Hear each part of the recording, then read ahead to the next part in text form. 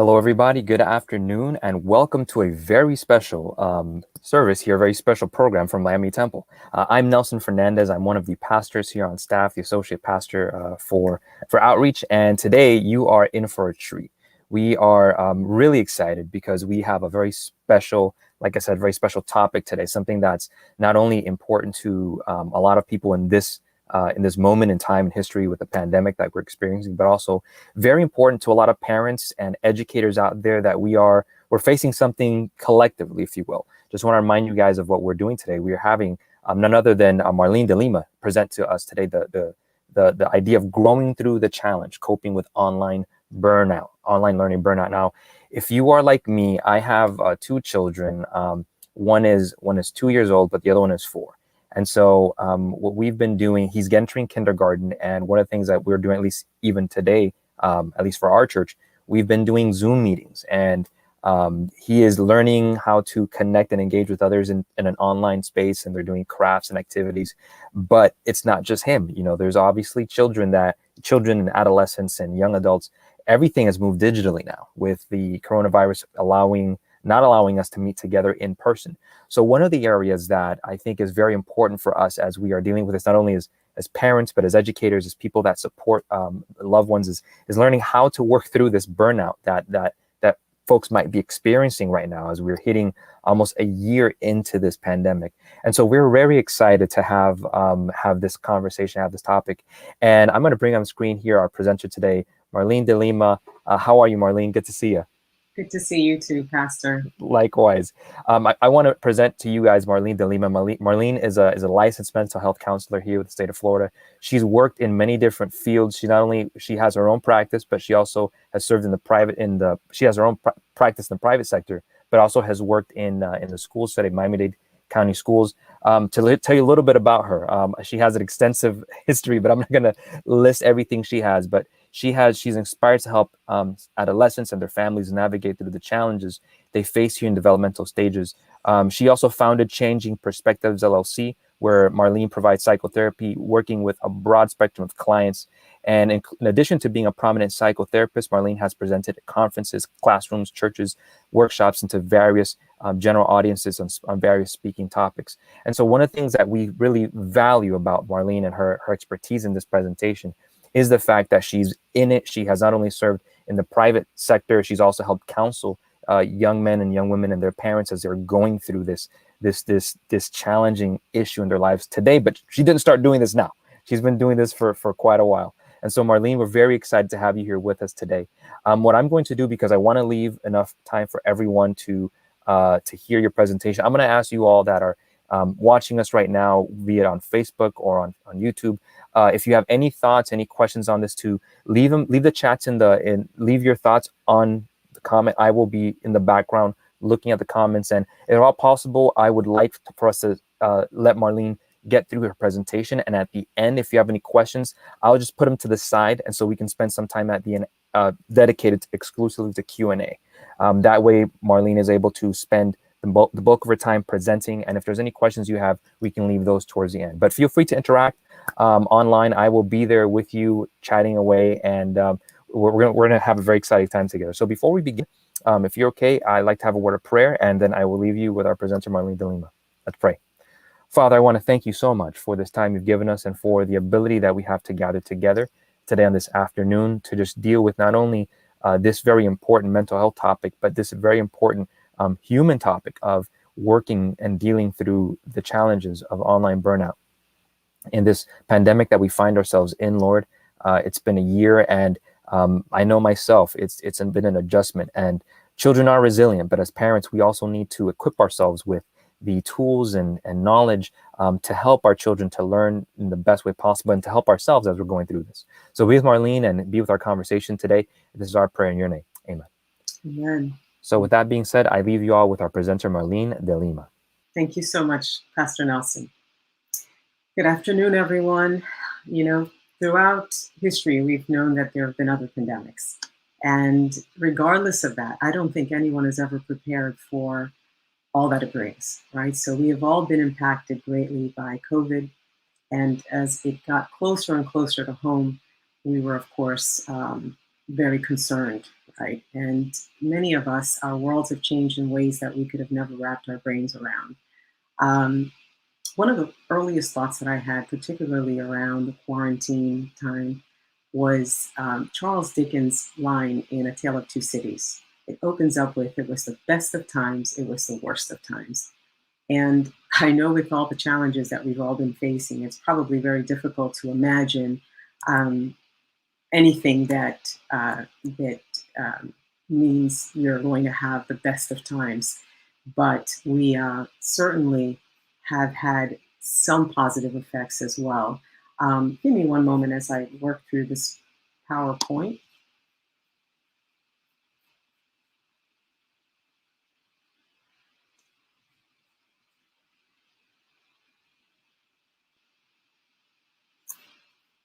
Having a hard time pulling it up. Here we go. All right. So one of the things that was certainly a positive impact of this crisis, however difficult, we all had a pause that allowed for us to have a little bit more self reflection. We were able to become more connected with one another, with our families, especially our immediate families. While connection, I see a little bit more connected. And of course, that's one of the main things that got a hit, that took a hit, right? This pandemic.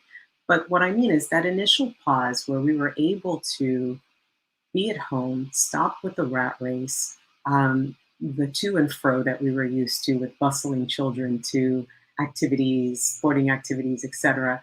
It came to a screeching halt. And as I spoke with people, people admitted to, at least in that regard, feeling like it was a much needed pause, a pause allowing us to sort of catch our breath. And in addition to that, while we were home, we could then connect with um, God, our families, in ways that we maybe hadn't tapped into before. Um, and we did this because we were together. Parents didn't, we were all told we had to stay put. So there was something about that that was comforting. And I know, even as we looked out of our homes, we saw neighbors and families communing in ways that they weren't, bicycle riding, ice skating, roller skating. And so people did activities in masses in ways that we hadn't seen them do before, at least not so together as a family. So that's a positive impact. As difficult as it is for us to imagine positivity with this, we have had some. The other is we've become a lot more innovative, more resourceful. Where we were used to doing things a certain way, we realized that we had to tap into other ways of doing things. And so we became more resourceful and more innovative. We also took notice and helped those affected by the digital divide. I'll say a little more about the digital divide, but for now, what I'm speaking of is just in short, for the most part, there have been always people who have had, who have not been able to afford internet service in ways that would have been helpful to them, especially students. And those people were suddenly disadvantaged greatly, but people sat up and noticed. And so now there are several companies who are actually doing things. Organizations are now doing things to help those families. And lastly, I think one of the biggest ways that we have benefited also, or have had some positive impact, is that overall in time, we know that difficulty helps to build resilience in all of us. So several surveys have been done throughout, just to take a reading, an assessment of how people are doing during this time. And Mashable performed an assessment, a survey in February, where they asked people how they were doing. And along the lines of just positivity, a lot of people said, I feel like my relationships are strong despite social distancing required by the pandemic. So 53% of the people surveyed agreed with that. 18 disagreed and 29 were neutral, as you can see there. And so I feel like my relationships are strong despite social distancing. I believe that's because so many people found ways of connecting despite the obvious social distancing that's been put in place. So we sort of thought out of the box and found ways of doing so. Second point on the survey, internet capability has allowed me to stay in touch with friends and family during the pandemic. 66% of the people agreed with that. No doubt, because although we've always had FaceTime, and we've always had a way of seeing people maybe through WhatsApp. We really didn't tap into that as much. With Zoom, we realized that we can, connect with family members who are out of state, and that we can connect with people even out of the country. And I think people started really connecting with friends and family in ways that help them feel connected still. For me, virtual gatherings are adequate substitutes for in-person gatherings. That didn't fare so well. We had 44% of the people surveyed disagree with that statement, while 30 agreed and 26 remained neutral. So it makes sense to me that virtual gatherings could never really be a satisfying enough substitute than the real thing. We can't give hugs through Zoom. So I don't think we can ever really completely replace that. So those are some of the negative feedback. I feel more fulfilled than I did prior to the pandemic. 40% disagree with that. And I feel happier now than I did prior to the pandemic. 42 have disagreed. So definitely, while we have had some positive impact, undoubtedly, we have had some challenges, particularly in the mental health field. According to the CDC, elevated levels of adverse mental health conditions, substance use, and suicidal ideations were reported by adults in the US in June of 2020. And the prevalence of symptoms of anxiety disorder was approximately 3 times those reported in the second quarter of 2019. And prevalence of depressive disorder was approximately 4 times that reported in the second quarter of 2019. So we've definitely seen a shift. And sadly, we've seen more cases of elevated stressors felt by all because of this pandemic. And I think predominantly what we're thinking and finding is that this is as a result of so many unknowns. So mental health issues were exacerbated due to social distancing, for instance. When you've got people struggling with certain mental health issues, isolation really doesn't help. And so we have people who are unable to have their normal support groups, like AA meetings and groups of that sort. And so this exacerbated their conditions. Family dysfunctions also were highlighted during this time. So whatever dysfunctions, and we know all families have their dysfunctions, but whatever dysfunctions that there are in families, they were suddenly highlighted because of the fact that people were under the same roof for longer periods of time and were finding themselves, children were in the front row seat of watching parent arguments. So if there were homes where the dysfunctions were very grave, like child abuse or domestic violence, then people really suffered gravely. And particularly our children who are, as I said, in a front row seat watching this play out. But even other dysfunctions that may not be as grave, just normal everyday strains, having to be around family members for longer periods of time, while there was a lot of connections that were welcomed, there were also these challenges that made for a very difficult time. And, one of the other grave things about being with family for so long is when you have a family member who is suffering from a mental health issue, had already mental health challenges. This played a very grave part in every member's lives in that family dynamic. So that's a big challenge that's come to the forefront. The technological divide that I spoke of earlier is definitely one of the biggest hit issues with this pandemic. Before COVID-19 hit, 30% of K through 12 public school students lived in homes without internet service. And so they were, prior to COVID, in a disadvantage. They didn't have the access to research at their fingertips when they got home like other students may have had. However, when this hit, it really placed those students in particular and those families in a very critical place, because not only did they not have now the capabilities of researching as quickly as they might have otherwise, but they also were now expected to log in to school that way, to Zoom in and to turn in assignments. And when they couldn't do that, if they didn't have strong enough broadband, if they didn't have the right connections, they were disadvantaged in a greater way than some of their other peers. So that, I believe, is one of the biggest stressors. I currently work at a very affluent private school, and so most of our students don't have those issues. However, we have a handful of students who are accepted there on scholarship, on financial aid. And some of those, to see the difference, the discrepancy between what they experienced, some of those students who just did not have the same capabilities technologically, it provided a daily stressor. The disconnections, not being able to connect online in a timely manner, especially where you have homes where people had a lot more people online at the same time. So if you had siblings who were also online, some parents were working from home and they were online. Again, they needed a stronger internet service, and without it, it really posed some difficulty. Feeling disconnected to teachers and classmates is another huge one.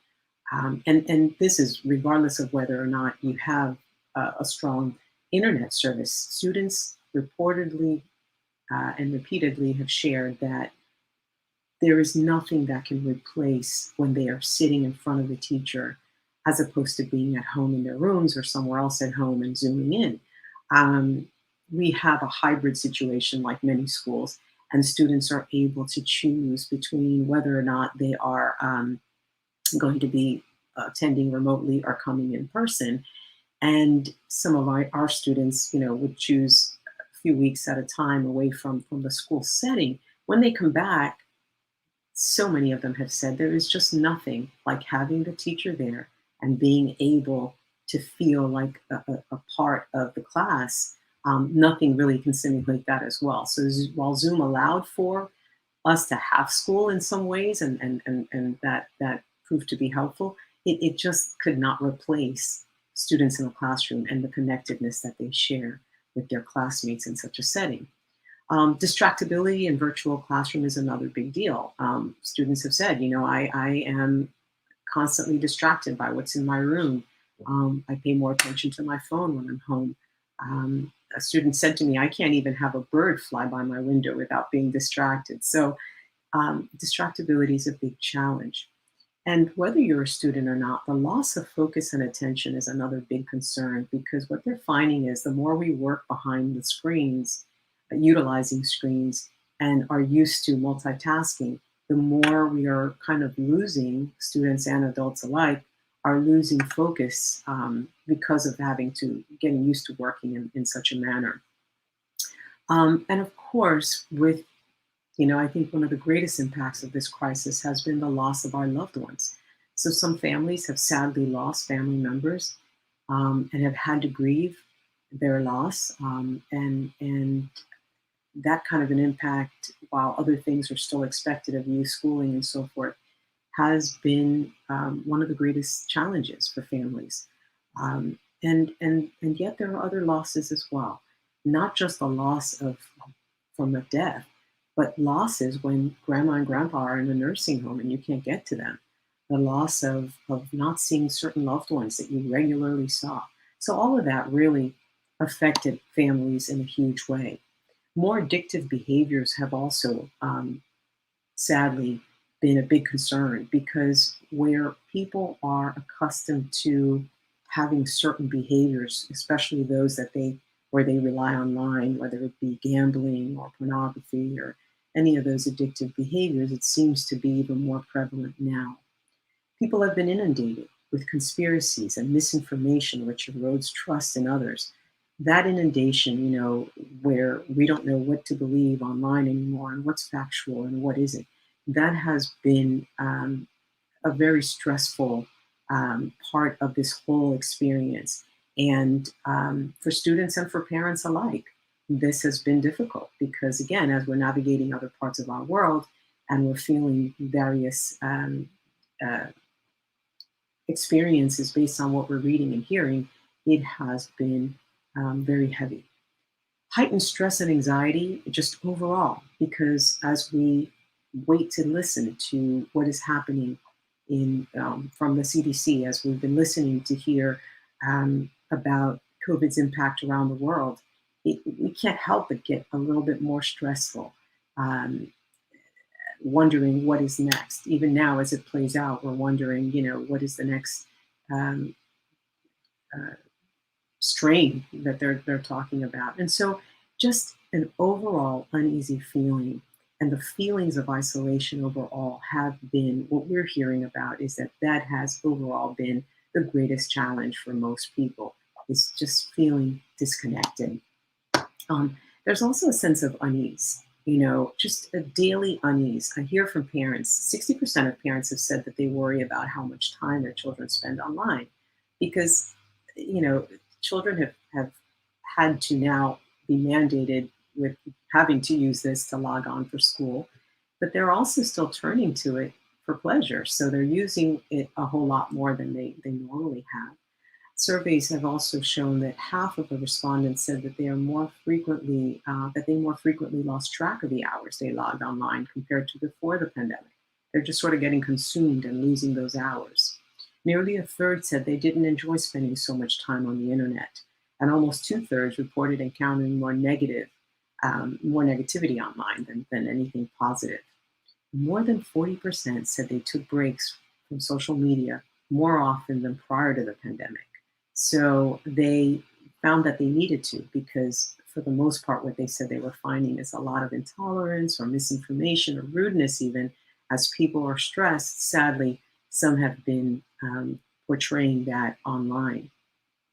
Again, here's just a visual of the fact that 60% of our parents have been very concerned about the use of the internet, and having to be on so much, and understandably so. I would say parents should give themselves a little bit of a break in terms of, if you're finding that you've allowed your child to use more internet than normally, it's to be expected. I mean, there are some things that they still enjoy doing. We just want to be mindful that we're not having it be something that's ongoing for too long, because so many other studies have been done that shows that the dangers of having children on for too long. They can become very agitated if they're on the internet for too long. And they have shown families and studies whereby they have watched the behaviors of children who have not been on for a number of time, and the difference between how they interact with their siblings or families or classmates, as opposed to students and children who have been using the internet for greater periods of time. Now, the misuse of social media has always been a concern, even prior to COVID, right? So we knew that social media, especially when I think about adolescents and the role it plays in their lives, it can definitely increase anxiety. Users are usually blinded by the mirage of social media and compare themselves to an idealized depiction of someone else's life, which can sometimes increase their anxiety, right? So people have often forgotten that when you're on social media, you're getting just a snapshot of a person's life, a snapshot that may or may not be a real one, right? And so what's happening is people are basing their lives on that snapshot, and they're, comparing themselves to that snapshot. And especially for my young people, there's, FOMO, fear of missing out, when they're seeing other people and the snapshot is of people having a good time and enjoying their lives and doing different things. And the idea is that they suddenly become very anxious because I'm not doing what other people are doing. I'm not as wonderful as other people. Those likes become a proxy for self-worth, and people really gauge their self-worth based on how many likes that they get. And that's problematic, because we all know you can post something today and get a whole lot of likes, and then post something else and not get the same results. And so we don't want to be utilizing that to gauge our sense of self-worth. And yet, not just exclusively young people, but predominantly adolescents, that's something that we hear a lot as educators and counselors, just the effects of social media in their lives. So distortions of what's really happening is something that we have to be so careful of, especially now that we're using we're using the internet so much more, and we're online so much more. And as we said, exposure to what we believe to be real, the conspiracies, the hate speeches, all of those things, we're definitely getting feedback that it is affecting people's well-being. But who's to blame? Are we thinking that, the internet's at fault? Screen time isn't in and of itself to blame. When people are doing worse, we have to consider the fact that the internet use ultimately replaces other activities like exercise, sleep, and in-person socialization. And those things in turn affect our mood, weakens healthy coping skills, and leads to isolation. It's the absence of those other things, right? Replacing those other very healthy things that are causing people to really get some of those horrible effects that they're getting from it. It isn't bad in and of itself. It has, after all, provided for us a way of doing things as we have had to socially distance and even during our quarantine. So again, taking a break from online negativity is something that most people realize is beneficial and needed. I find myself taking breaks from social media more often now than prior to the pandemic. 43% of our surveyors agreed with that. I find myself taking breaks from the news more often now than prior to the pandemic. 48% agree with that. Dr. Mark Potenza, the Yale professor of psychiatry, stated, I think it's hard to predict with 100% accuracy who's going to do well and who's going to do poorly. He's most worried about people exhibiting addictive behaviors online, as well as those who are predisposed to it. People who are more susceptible to boredom and impulsivity may be drawn to the internet's temptations now that usage has significantly increased. So if these same people who are impulsive or who tend to be bored easily are the ones who are more likely, as I mentioned earlier, more likely to overuse and abuse the internet. The same might be true for people who are particularly sensitive to stressors and turn to digital devices or content to alter their mood. So those are the people you want to sort of watch out for. And if you know that you have a propensity to do that, those are the ones that we're seeing greater concern for. While Americans across the age spectrum, all ages, report worsening mental health during the pandemic, teens and young adults face particular challenges, with 43% of Generation Z teens reporting increased stress over the past year. And of course, teens attribute this uptick to school closures, loss of social interaction, and uncertainty about the future. There are some very natural passages, rites of passage that young people look forward to, like prom at the end of the year. Our poor seniors at the end of last year, you know, all of the things that they were sort of looking forward to and excited, they really had to adjust in a great, great way. Graduations look so different. I mean, we found a way. Again, we were innovative, we were creative, and we found a way. But just in not knowing what's coming next, the fact that they could not predict, could not picture, could not wrap their brains around it the way other young people could, that unpredictability is really what causes a lot of the added stress. So our young people have had to adjust in ways that have been quite taxing. So today I've been asked to give helpful hints, and I'm going to be speaking specifically to parents, but I want to just give what has probably, some of these things have been heard of before, but they are helpful habits. And I use the word habits because if we make it a habit, a routine thing, and eventually make it just a part of our lives, we can overall experience this pandemic in a much healthier way. And this is, I'm going to first speak to just my college students, adults in general, not just parents and helping their children. So across the board, helpful habits, sticking to a schedule. Sticking to a schedule.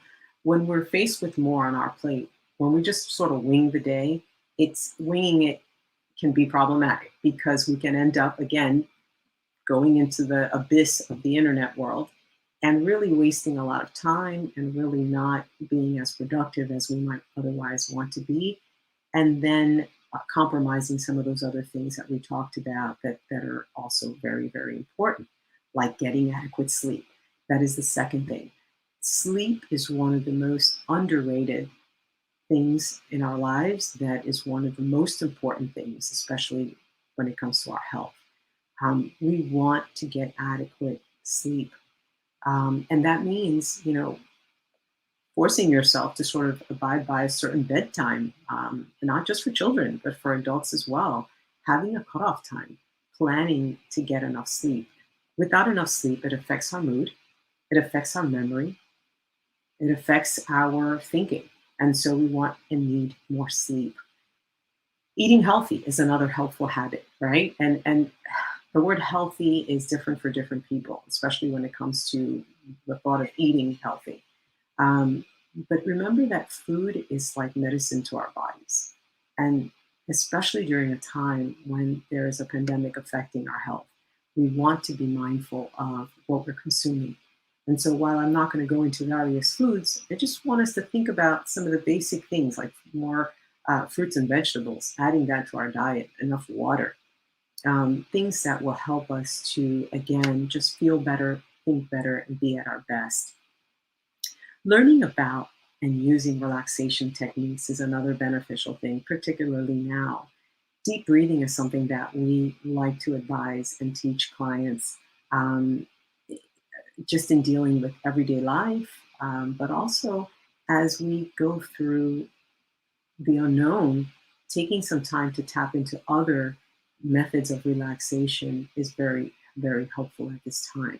We want to know what relaxes us. Visualization is another thing. Visualizing when you can't be somewhere. If you're someone who loves the ocean, visualizing the ocean and picturing yourself there. If you like mountains, visualizing that, the park, whatever it is, but just taking the time to tap into what relaxes you more.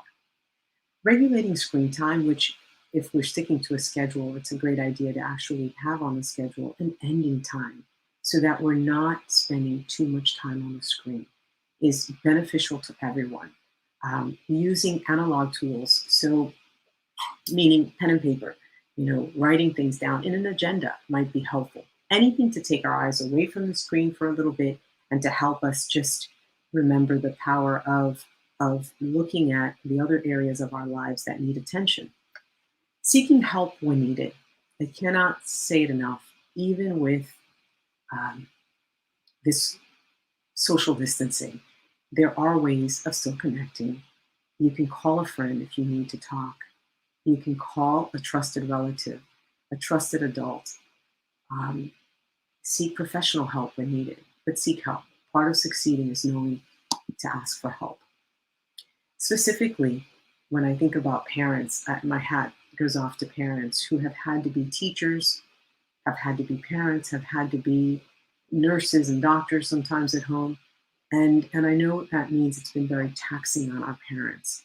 So parents, it's important that you realize you need some time off for yourself as well. But here are some specific things to keep in mind as we're working through this pandemic. Remain calm and reassuring. That does not mean you don't get to be human, because we know that sometimes because it's so overwhelming, parents can feel like anything but calm. But we do want to check your own anxiety levels, parents, because children observe how you're doing to determine whether a situation is manageable. Remember when they were just starting to walk and they would fall, or when they fell, if we sort of exclaimed in surprise, they might start crying. But if we said, "Oh, you're good, get up, you've got this," then they kind of carried on and they felt more confident. So children inevitably gauge how dangerous the situation is based on how they see us reacting to the problem. So check your anxiety levels, take time out for yourself if you need a break so that you can remain calm and reassuring throughout this. Be open and honest. Children can imagine scenarios far worse than reality. So share factual, age-appropriate information to help them put the situation into perspective. Support and validate your kids, right? Ask them how they're feeling with the changes. If you have more than one child, we recommend that you talk to each one separately so that child number 2 is not just responding the way that child number 1 said. You want to tap into how they're feeling. Some of the most beneficial things that children get is an opportunity to say what's on their minds, to say what's in their heart. And when they're afraid, to be able to say, "I'm scared," and to have someone say, "It's okay that you're scared, and here's what we have in plan." So being open and honest allows you an opportunity to say to your child the areas where you're concerned, again, age appropriately, and what the plan is. What is in our control. and to put those things and share those things with your children as well. Keeping a routine. I mentioned overall that having a schedule was good at any age. Parents with your children, you want to keep a routine. You want to simulate a school day. Part of the reason school is a successful entity in kids' lives is because of the routine. It's predictable. When you go to school, there are bells to tell you when class is over. There's a time for eating, a time for recess. All of those things create comfort for children. So we recommend that parents have a location for students to do their homework, a specific location. That's the place where they can do homework, preferably away from other items that will be distracting. So have a location for that. We would recommend trying to have a time for, as we said, snacks and breaks and all of that. You also want to create some structure and fun memories, right? So while at home, you want to try to create some fun memories. So virtual museums, virtual zoos. We also want to get away from the internet, so we want to also do some hands-on activities at home. So drawing, painting, building, doing other things with your children. And managing screen time, as I mentioned. Although extra screen time is normal, especially now, it shouldn't be unlimited, right? So extra now is normal, but we don't want to say, oh, well, so be it, let it be, because you will see a difference in their mood. And typically it makes children more agitated if they have too much screen time. So take breaks, do again these other activities, play board games as a family, baking, drawing, right? Tap into some of these other activities. Pay attention also, parents, to your own digital device use. Because again, children are watching and they learn more so by watching you. So we cannot tell them put it down and they see you need endlessly with your device, right? So be mindful. Remember that more is caught than taught. So they're watching and they're learning that way. Practical self-care, practice self-care and stay connected so that, again, you will have a more harmonious setting at home. If you're taking care of yourself, your children see you caring for self, they learn to care for themselves as well. So you want to exercise, you want to do that. I love seeing videos where I see parents exercising with their little ones, whether they be toddlers or elementary age students. But turn your living room into that gym that you can't get to. Some of you have gone back to gyms with your mask. That's good. Having regular self-care is going to put you in a better position to care for your children. So you definitely want to do that. So remember the things that make you happy. Read, meditate, pray, listen to music. There's a lot of power in listening to music that relaxes you. So tap into that. And as you do it, you teach your children to do some of those same things so that they realize there are other ways of actually getting through this and being happy. Observe their behaviors during stress. Children and teens often express their stress with mood swings, right? So one of the number one ways you can tell a child is stressed is by the various mood swings. If they're suddenly becoming, your 13-year-old seems more like a 2-year-old, it's because they're stressed out for the most part. Also, if they're having problems concentrating, if you're finding that you're having to repeat yourself, those are signs of children being more stressed. Also, they tend to have some physical complaints. They'll complain of headaches, stomach aches. If you have, checked and there isn't actually anything physically wrong with your child, they may be psychosomatic symptoms that are exhibited because they are actually very stressed out. So pay attention to those things. And again, talk through it with them. You want to ease anxiety as much as possible. So I want to just pause. And as counselors, we often tell families to validate your children's feelings. And I don't want to throw that word around without explaining what we mean by it, right? So validating your child's feelings doesn't mean you're necessarily always going to agree with their feelings. They may say, I'm sick of being home. I don't want to be home anymore. I'm so angry. Rather than fight with that person who's saying it, validating their feelings means you honor the fact that they have a right to those feelings. You remind them of that. You actually say, I'm sorry you're feeling that way. You have a right to those feelings, and then speak to it. Give voice to what it is they're sharing with you. Ask them to tell you how they're feeling and why. And validating those feelings really helps to make them feel much more comfortable and safe, right? Regulate your own emotions, though, parents. Make sure that you're regulated, right? And so it goes back to self-care. If you're doing things to catch your own breath, if you're doing things to calm yourself, if you're doing things to be your best, then chances are that when you're stressed out, you're going to be in a better position to regulate your emotions. So when you're tired or had a particularly challenging day, it's okay to say out loud, I'm having a rough day. I think when you can model that behavior for your children, when you can say, I'm having a hard time, when you can say, I'm scared, when you can say certain things, again, age appropriately, it allows your child to know that you're human. It gives them permission to have emotions as well. And it teaches them how to still get through difficult times. It shows them that we're all going to have those challenges and we can all get through it. So again, regulate your own emotions. Speak it out loud so your children understand how you're getting through it. I'm feeling kind of icky. I think I'm going to go for a hot bath. I think I'm going to go for a soak. I think I'm going to go for a run. I think I'm going to go pray. I think I'm going to call my mom.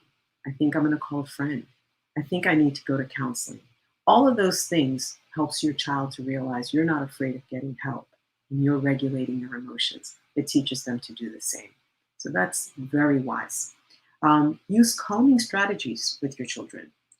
Everything from slow counting, deep breathing, muscle tension relaxations. Like some people like to do things like clench your fist, tense it up, and then relax it.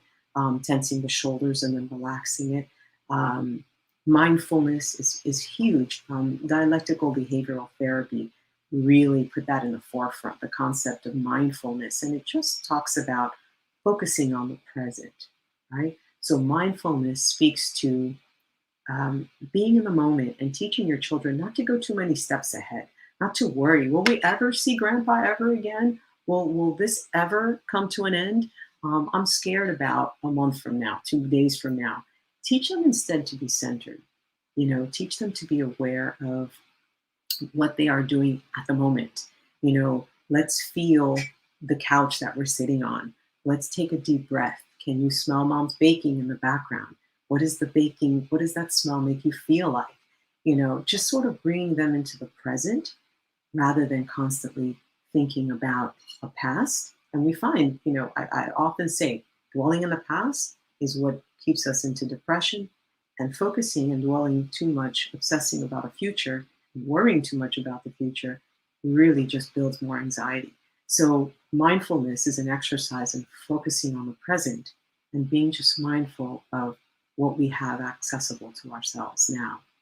Positive self-talk allows for us to focus on what can be controlled. There are a lot of things that are out of our control, but there are things that are in our control as well. So while we can't speak to the form that COVID will take, we can do some things on our own. And as a family, you can speak with your children and say, these are the things that are in our control. We can wash our hands regularly. We can wear our mask. We can socially distance. We can disinfect our area. These are the things that we can do to ensure a safer outcome, right? And of course, as we go through various challenges, we have to remember that we're building resilience, right? So one of the good things about this is that it's okay. We're not going to pretend that every day is going to be an easygoing day because we implement these things. There will be challenging days and things will be okay, because part of what's great about going through challenges is the resilience that we can build. One of the pastors that I like to listen to is Pastor Chip Ingram. And Pastor Chip Ingram has said in several of his sermons, but in one sermon in particular, he talks about teaching your children. Teach your children to suffer well, he says. And of course, for those of us who are believers, we can think about several things. We can think about Joseph's story. And Pastor Chip Ingram recommends reading that story to your children, reminding them all that Joseph had gone through and how he turned out in the end. We can build that resilience. And the concept of James 1, consider it all joy. all right, when we encounter various trials, knowing that God is with us and that he will take us to the other side. So remembering and not resenting the discomforts that also come from this time period and embracing that is also something that is wise. Um, and one of the things that when we talk about building resilience that we realize is a term called post-traumatic growth. Now, many of you have heard post-traumatic stress disorder, and we know that post-traumatic stress disorder speaks to the trauma that people have experienced and sort of being stuck because of the brunt of what they have experienced. Post-traumatic growth speaks to the surviving, that as survivors, the growth that takes place, coming to the other side of that trauma and making it and growing. Um, and so this was actually, we want to credit two psychologists who coined the term post-traumatic growth. In the mid-1990s, Dr. Richard Tedeschi and Dr. Lawrence Calhoun are responsible for bringing this to the forefront. And what it showed us and spoke to are all of those situations whereby people went through traumatic experiences, but when they experienced it and survived this tragedy, afterwards, there was increased appreciation of life. There were deeper relationships with others. They suddenly realized the importance of the relationships they had with others. There were new perspectives and priorities. What's more important, and prioritizing those things. Increased compassion and altruism. People suddenly realized after surviving some of the worst things that we share the space with other people in life. And how can we be connected, right? More connected and more helpful. Greater personal strength, of course, right? A feeling of, I am stronger than I even thought I was because I've gone through all of these things and I've made it to the other side. So we don't have to fear even the challenges that come with all of this. And we can teach our children that we are going to appreciate life on a level that we may not even realize, right? I spoke to the innovations that people have made, right? When I talked about positive impacts through this pandemic. Isaac Newton, right, lived through a pandemic long ago, 1665, the bubonic plague. And Isaac Newton, who, of course, provided so much for us in calculus, the law of motion, law of gravity, theories on optics. But it is said that he, during that plague in London, had to be quarantined, had to stop going to college, and in his quarantine, was doing some studying, was looking out of that window. And remember that tree with the apple that we equate to Isaac Newton? It is said that he looked out of that window and could see that and really had the time to contemplate these things and the focus because he was able to during this time. So why I bring it up is while our pandemics are different, it was as serious as our COVID-19 is. It took lives. He was quarantined, and he utilized the time to come up with a lot of the things that we are so grateful for today. I am by no means, by the way, saying that he thought of the whole thing during that quarantine time because he was certainly working on things prior to that. But he does speak of that time as being beneficial to him. So again, from challenges, we have some very powerful things that can also take place.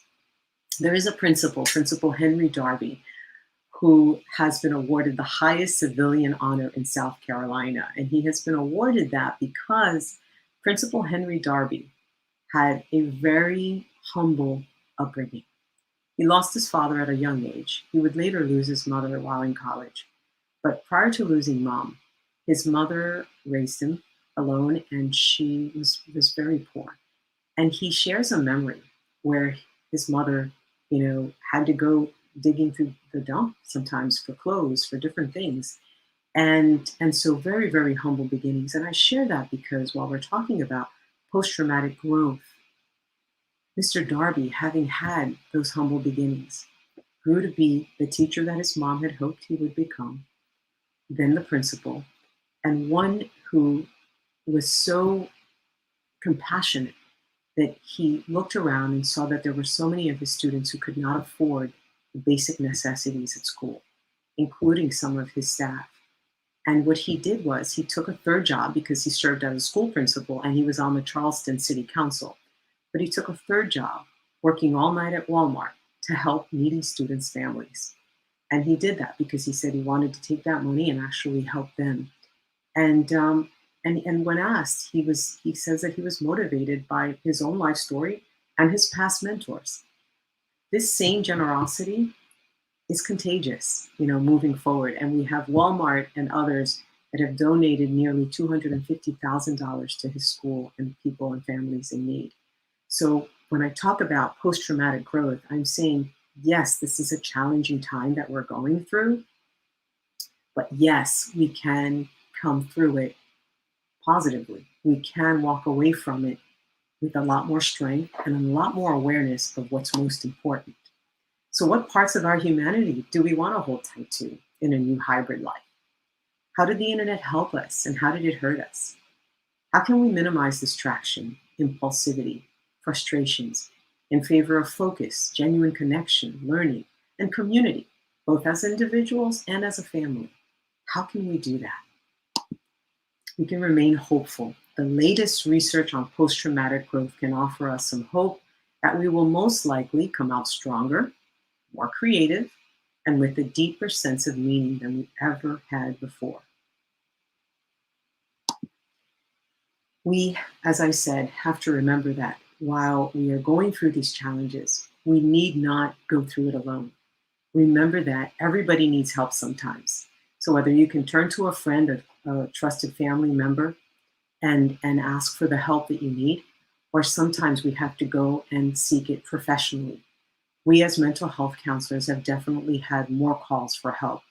And we are happy to be a part of your journey and happy to help you navigate these difficult waters, especially, as I said, moms who have found themselves at home and being both teachers and parents. We are happy to help you with any and all of those challenges that you might be facing. Please know that there are confidential support groups online. You can text crisis 741-741 if you find that you would like to speak with someone, especially my young people who love texting. That's a start. That's a way of asking for help.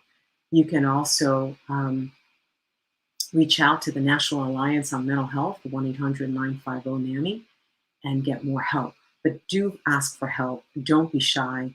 That is part of being successful. And at a time like this, we have to turn to each other, turn to our community, and ask for the help that we need. I promised everyone that I would answer questions. So at this time, I'm going to just do that now and answer any questions that you might have. I'm going to add myself to the stream here. Marlyne, this has been phenomenal. This has been a huge, I mean, I'll just speak for myself. I'm listening to this and I wear many hats. I'm a person, I'm a professional, I'm a parent, and I hear that there's a lot of it speaks to me as a parent. It gives me some comfort as a person, knowing that I'm not going through this alone. It gives me some context as a professional, understanding why I sometimes feel so unsettled and uneasy. And I think that this is something, if folks are watching the replay of this, this isn't something, even though we build it as helping parents and their children to overcome the stressors of online learning, the reality of a lot of jobs, a lot of just our society moving to an online form, these are concepts that really apply well across the board as far as how everything might be able to help us out. We have one question, though, that did come in, and I want to invite those of you who are watching us, if you have any other questions, please feel free to type them in, and we'll try to get to them as much as we can, time permitting. So now's the time to start typing them in. Marlyne, we had a question. If a parent has a child who's in grade school or elementary school and their grades have dropped significantly, what kind of advice would you give to that parent and to navigate that? There's ways that you can kind of work with it, but what advice would you give to someone in that situation? Sure. So yeah, in that situation, like other situations, you want to keep an open communication with your teachers. I know the feeling is sort of the parents are wearing this big hat and they're feeling like their child's teachers, and in many ways they've had to act like their child's teacher. But don't forget that you're working as a team with the school still. So what I would advise a parent is to keep an open communication with the teacher. You want to see what it is that is happening that's causing the child to suddenly have poor grades. Are there certain subjects that are being broached where the child is falling behind? Is it because they haven't had the material? Is it because they're having issues technologically? What's happening? And I would advise that parent to speak with the teacher, to also connect with the child and ask your child, what are you feeling challenged with? Is it the material? Are you not understanding it? Are you feeling like it's going too fast? Tap into them. Remember, I just talked about validating their feelings. So asking them what's going on, how are you feeling, what is most challenging for you right now? So your child and the teacher, and keeping that communication. You'd be surprised the changes that the teachers can make also to help your child. How to best accommodate your child during those challenges is Okay. important. Very good. Thank you. Now, another question that's come in right now is, what about parents who might? I know you mentioned, you work for a school that has the resources for that, and parents might be able to avail themselves of any resources. But what if parents that maybe may not have the means to afford therapists or to to alleviate stress and to cope? What are some ways that folks that may not be able to spend the money on a therapist, things that they can do to help mitigate and manage the stress that they might be feeling in their homes? Yeah, that's a good question. When you and we know you're right, not every family can afford to pay for a therapist, and that's fine. Luckily, there are counselors in place in schools. And while I know, just as all teachers aren't the same and all counselors aren't the same, you want to tap into that resource. You want to talk to these counselors at your school, and you want to ask them to work with you, um, especially as it pertains to your child and what's best for your child in the school. While all schools are not the same in terms of having the resources, they typically will have counselors in place who can help you navigate some of those challenges. And counselors work as a great go-between from between the parents and the teachers. So having the counselor and the teachers on board is very helpful. And of course, as I said too, you want to tap into people that who have gone before you and have done it. Mhm. Don't forget, if you cannot speak to a professional counselor, speak to friends who have had older children and who have made it. Tap into their, experiences also and ask them, how did you get through it? Were these stages difficult stages for you as well? Just reaching out. I think community is very, very helpful at times like this to remind us that we're not alone, and to also find out what others are doing to survive this. So yeah, don't underestimate the value that you have in the friendships where they may have already had a child that age and they're doing well, or things that they're implementing. So those are the things that I would suggest where that's concerned. That's a great one. I have a question for myself. I know that I have two kids, and they're preschool age. My son's going to be going to kindergarten hopefully next year. Now, the question I have here is, and you've actually covered some of these things, but I'm thinking about parents who may be in my stage where they have children that are preschool age. They're not going to the routine that like a school has, and so as a in my case, we have like I said, the preschool age kids. Um, how do you help them to manage their anxiety as they are, they don't have the social network with the other kids to kind of work with that. And as parents, for those of us that are stay at home, we're working with them to try to help them kind of manage it. You've given some ideas on how to do that as far as managing your own your regulation, being aware of yourself and some general stressors. But is there anything more you'd like to add to for people like me who are going through that might be able to help us out in this stressing life reality we face? Sure, sure, Pastor. I think, as you said, I mentioned regulating your own emotions, right? So you want to make sure that you're well regulated because, again, they're watching you and they're learning from that. I also mentioned validating their emotions, so asking them and allowing them to feel like it's okay to feel whatever emotion they're feeling. The other thing that I might add, though, is the power of play, right? Playing with your children. And just as certain therapists who work with children will do play therapy, well, play therapy really, I don't want to oversimplify it, but a lot of it is getting on the floor, getting on a level with the children that allows for them to feel comfortable to simulate what they are feeling, what's happening, what they perceive to be happening in their world.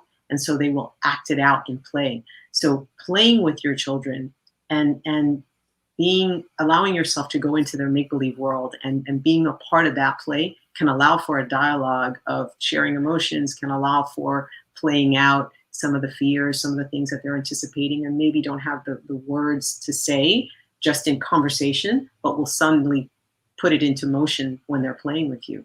So playing with your children, talking with your children, regulating your emotions are ways to help, especially the little ones, get through it. That's fantastic. There's a question that's come in, and folks, we're going to ask that we start wrapping this up. So if there's one more question after this, let's do that so we can at least honor the time to spend as we can make this as shareable as possible. Now, there's another person here who has, I guess, a similar situation to us. We have a VPK program, and for those that are watching, they're out of state. The VPK program is it's a state-sponsored resource that the state of Florida allows parents of preschool children to attend a schooling for sometimes a day.